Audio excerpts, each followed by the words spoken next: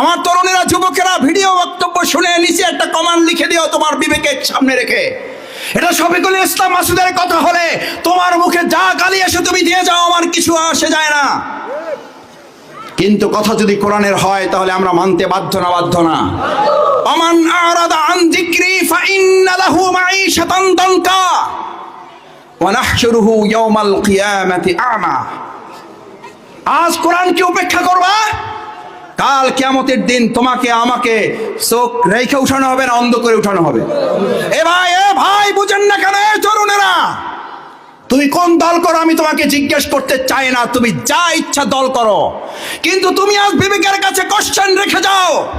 তুমি কোরআন বাদ দিয়ে যে মত, যে পথ, যে দল, যে নেতার পিছনে ঘোরো, ওই নেতা সহ কাল কিয়ামতের দিন যখন হাসরের মাঠে তোলা হবে, তুমি দেখবা ওয়া নাহশুরুহু ইয়াওমাল কিয়ামাতি আমা। চোখ আছে না নাই? নাই। কিয়ামতের দিন আল্লাহ উঠাবেন, দেখবে চোখ নাই, অন্ধ। জিজ্ঞেস করবে আল্লাহ ঘটনা কি? আমার তো দুনিয়াতে কি ছিল? কি ছিল? এ ভাই কথা বলেন না, কি ছিল?